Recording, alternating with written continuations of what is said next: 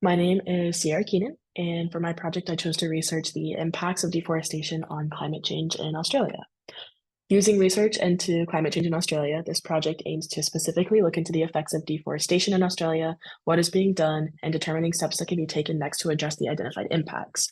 Deforestation in Australia is the worst of any other country, despite significantly less areas of forest cover. The impacts of growing removal of natural vegetation has led to exponential worsening in Australian biodiversity, producing a number of adverse impacts. While efforts have been made, they are not vast enough to combat the growing issue and compete with visible effects of climate change in Australia. Policy targeting deforestation or its impacts is severely lacking in Australia, which must change immediately in order to promote preservation of the natural environment. The four keywords I chose for this project were Australia, damage, challenge, and biodiversity.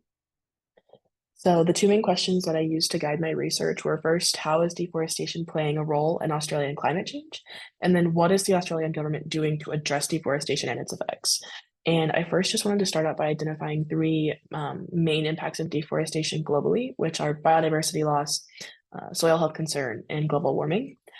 Despite making up 7% of dry land, forests contain over half of our world's species, which is just an incredible statistic. I think we all know that forests contain a lot of different plant and animal life, but seeing it put in such a drastic number difference like that is really, really impactful. Forests provide resources such as latex, cork, fruits, nuts, timber, fibers, spices. They've got natural oils, resins, and medicines. And despite having a lot of mineral-rich vegetation, tropical rainforests don't have mineral-rich soil. And so those soils, after a short period of time, become non-useful for farming, especially with the agricultural practices that are very mainstream. And then non-tropic soils used for agriculture are not likely to be used for sustainable farms if the land is being harvested. So overall, all of the land that's being harvested is probably just going to exacerbate climate change impacts from the agricultural sector as well. But I think the main point here is that tropical rainforests are not beneficial. So harvesting them is really doing us more of a disservice in the long run. And then global warming obviously is a huge climate change impact, but deforestation does exacerbate it because removing forests is more likely to create hotter, drier tropics, as well as disturbing rainfall patterns outside of tropic areas. Obviously, large areas of vegetation are able to sequester a lot of carbon naturally. And so when we remove those, that's just hurting global warming and exacerbating that problem even more. Over 15 billion trees are cut down annually worldwide, which is another really, really impactful statistic. But what is happening in Australia? So Australia covers about 80% of the same amount of land as the United States. So it's just a little bit smaller, but it has only 8% of US population size comparatively. And that's because it is 70% desert. So it is majority majority made up of desert. And the population difference is about probably around 300 million because we've got about 333 million people right now, and Australia is right around 27 million. So that is a large difference, and that is mostly because of the fact that their country is made up of 70% desert. But despite all of this, Australia has the highest deforestation rate of any country across the globe. Overall, they have lost nearly 40% of its forests, and much of the remaining native vegetation is highly fragmented. So even though they have only lost just under half of their forests, they are still seeing a lot of impact in all their other vegetation, and it's really concerning. Without clear policies to regenerate degraded forests and protect existing tracts at a massive scale, Australia does stand to lose a large proportion of its remaining endemic biodiversity. So that is a very large concern.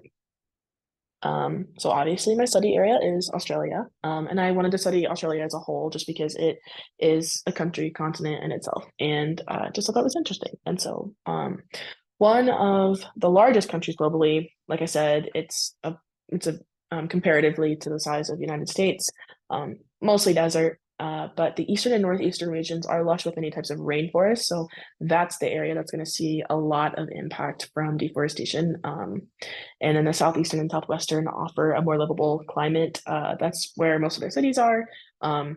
Just less hot, less dry, a lot better for living. Australia is one of the most ethnically diverse nations in the world.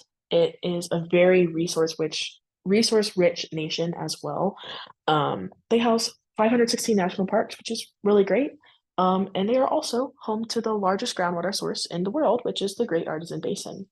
Much of Australia's awe comes from the fact that they have a lot of preserved archaic rock formations, which in settled nations like the United States, that's been tarnished over the years. And in Australia, that's been preserved mostly, which is very, very, very beautiful and interesting. Like you can identify rock from 4 billion years ago, and that is you can't really say that about any other country that's been settled. And then Australia has only been a freestanding continent for about 35 million years, but it is eventually going to merge with Asia. So it is slowly in our time, but pretty quickly, moving rapidly towards Asia. So it will eventually not be its own freestanding continent anymore. Uh, so for this project, I used 6 peer-reviewed resources, which detail information on Australian geography and the deforestation issues across the country, including its impacts and how it poses significant threats to worsening climate change. And then also information from NASA in regards to how deforestation affects climate change globally, and information published by Australian humanitarian groups regarding the effects of deforestation to address the issue. So deforestation is happening in Australia specifically for livestock pastures, which is about 70% of the reason that forest loss is happening. And then forest logging, which makes about 16%. Bushfire and drought and croplands are the other two. But bushfire and drought are definitely worsening. And as climate change worsens, wildfires have become more prevalent. They've been promoted by both a decrease in rainfall and an increase in extremely hot temperatures. So all of these things are kind of playing in a factor. The more the more we pull forests, the worse climate change gets, worse biodiversity gets, and then that just promotes more bushfire, which is also it's just circling right back to deforestation. Australian deforestation has led to severe biodiversity loss in a lot of locations, and one in particular is the Mount Lofty Ranges. 132 plant and animal species have gone extinct in the range, but 648 non-native species have been introduced. It's largely plants, but that is just still really high. Not a good thing for Australian diversity, plant diversity. A lot of the times when you introduce a species, it can become invasive. It can compete in a negative way with natural species. So that is not great. Australian forests also, they are home to they're known to be a global biodiversity hotspot. They're home to unique wildlife. They've got koalas, we all know about that. Greater glider. They've got the switch parrot. They've got regent honey eaters, different types of birds. But also, once again, deforestation is the worst in Australia. So nearly half of the area once covered by forests has been lost. It used to be very vast. A specific area, brigalow and grassy box forests. Those are in the inland Eastern Australia, which I can go back a couple of slides, would be right around here if you can see my cursor. But those are now endangered or most of those creatures are now endangered or critically endangered, and more than 700 native plant and animal species are threatened by forest habitat destruction in that region specifically. Yeah, so biodiversity is obviously concerning, but why? And there's a lot of reasons, but beyond the expected ones, it does have a large impact on human health. Um, the Barraclough source states that intact ecosystems such as forests and other wilderness areas serve as a key defense against the emergence and spread of infectious diseases. Conversely, when we clear forests and remove natural habitat, wildlife behavior is altered, in turn increasing the likelihood of human contact with wildlife and risk of cross-species infection transmission. Animal, plant, and microbial biodiversity is an important source of unique medicinal compounds and biophysical materials for research. More than half of commercially available medicines are based on bioactive compounds either extracted or patterned from non-human species. For example, angiotensin converting enzyme inhibitors were derived from Brazilian pit viper venom, and the venom of Australia's eastern brown snake is a component of a newly developed innovative gel that acts as a hemostatic wound sealant. So one thing I'd like to point out, it says either extracted or patterned from non-human species. That could mean that obviously if you're extracting it, you're just taking it and using it. But pattern means that, we can study and then eventually biomimic, like chemically biomimic these these these substances and these chemicals, and that is extremely important to not only the medical world, but also it can really benefit a lot of aspects of sustainability. One example is like food science. You can biomimic a lot of different things to benefit more sustainable eating practices, and I just really find that interesting. So when we are harming our environment in these ways, we're really only harming ourselves in more ways than we're harming the environment. For every one way that we harm the environment, we probably harm ourselves like 10 times more. And so it just, all of this is really, really, really, really, really detrimental. But disease spread is worsening, specifically directly to the biodiversity loss being exacerbated by deforestation. So that is a chain of events: deforestation to biodiversity to disease spread.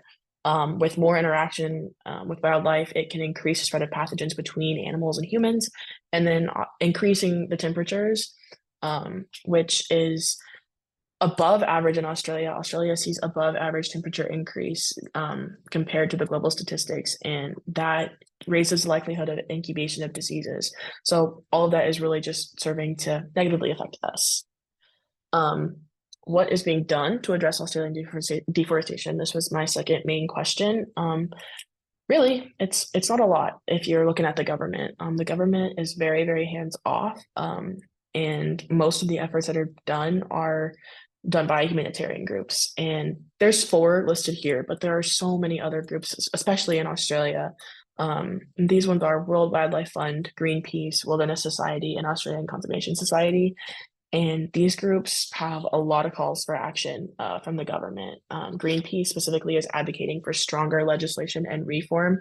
They've stated that they are urging the government to introduce the ambitious reforms needed to protect nature and to ensure a safe, livable climate for all Australians. They are saying that the reforms must address Australia's rampant deforestation, particularly from the beef and logging industries, and that it'll be a key test when it comes time to put these reforms or to get these reforms going. And then Greenpeace, Wilderness Society, and Australian Conservation Society also have a policy guidance out, which calls for the targeting of deforestation and also the protection of regrowth, which is super important in Australia because after bushfires, bushfires are contributing to deforestation. They're clearing out lands and they're getting worse. And when things start to regrow, if people take or if they take advantage of a bushfire and use that land for farming or whatever else, crop grazing, for example, like that really isn't going to be beneficial. So they're calling for protection of those lands that have been affected by bushfires to get them healthier again rather than using them to just harm our environment more. So my personal recommendations are that the Australian government takes action. They've got to listen to calls from the humanitarian groups because those are the people who are working really hands-on, and these are the groups that are listening to the people. They're advocating for the people. They're advocating for the wildlife and for biodiversity and for human health. And so listening to those groups will be very important when it comes time to do some reforming of these policies, but they also have to work with the conservation groups. I think that if they work against them, they're really just not going to get anything done. And really, that's just it's kind of a waste. And then they also need to aid efforts being done already. Like I said, working with the humanitarian groups, but that could be funding. That could also just simply be support. I mean, if you've got a conservation group going in trying to combat a deforestation effort, it's going to be a lot easier to get some change done if you've got government support of that conservation group rather than if it's just a group on its own. So I think those are a couple ways that, they can really, really try to get their hands more active in targeting deforestation, but they also need to increase the protected lands. So there's only around 16% of native forests that are protected on at least some level. So that could be on a small level, medium, large. And I think that really needs to increase as well because, for a country that's 75% desert, the fact that they've got, or 70% desert, the fact that they have the highest rates of deforestation, they need to be protecting more of their land and more of their forests. And I think that is something that needs to be addressed pretty quickly. And then they also need to address the Environment Protection and Biodiversity Conservation Act of 1999 meaningfully. It is set to be reformed in 2024, which Greenpeace, and that's kind of what they were advocating for, is they want to see those changes that I talked about made in the EPBC.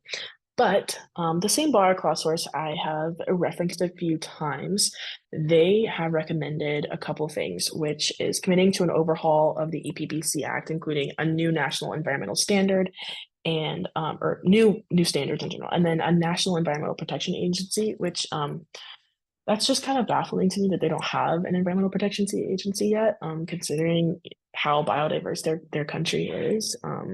But the bar clause source also says that they want to see a commitment to protection of 30% of Australian land and sea by 2030. So that kind of goes to what I said about, increasing protected lands. They really want to see that ramp up in the next 6 years.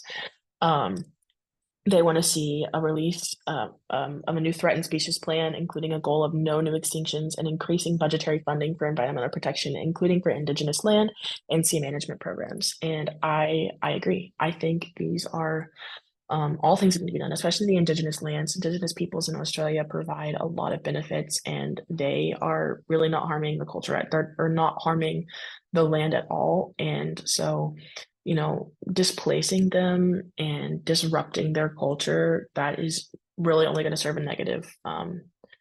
negative purpose at the end of the day. And working with the Indigenous peoples to really, really benefit the lands and combat deforestation, I think will be good for them as well. So overall, they need to address the BC in a lot of meaningful ways. And then these are my choices. So thank you so much for watching.